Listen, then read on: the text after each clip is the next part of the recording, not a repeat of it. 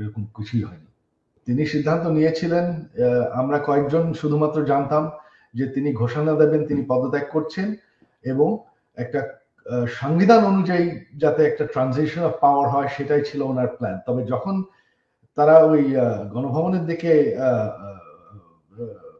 March করা শুরু করলো তখন আমরা ভয়ে বললাম যে না, আর সময় নেই, তোমার এখনই বেরিয়ে যেতে হবে। জয় বলেন গত 4 আগস্টই তিনি ভালো আছেন, তবে অবশ্যই ওনার খুবই মন খারাপ। তিনি খুবই দুঃখিত যে দেশের জন্য ওনার বাবা জান দিয়েছেন, আমার পুরো পরিবার জান দিয়ে হারিয়েছে।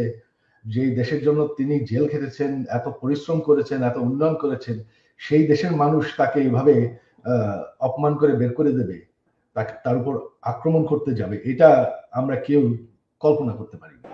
ডক্টর ইউনূসের উপরও খুব সুশীল সমাজ তো অনেকদিন ধরেই চাচ্ছেন যে তিনি দেশ চালানোর একটা সুযোগ পাক।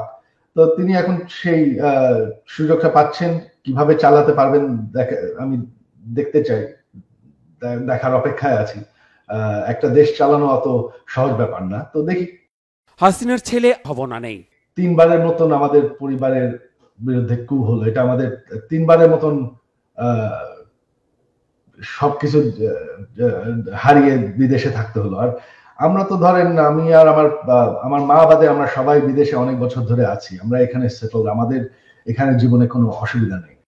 শেখ হাসিনার ঠিক আছে, শেখ হাসিনার পর আপনাদের কি হবে সেটা আমারও চিন্তার বিষয় না, আমার পরিবারের আর চিন্তার বিষয় না, আপনারা বুঝবেন।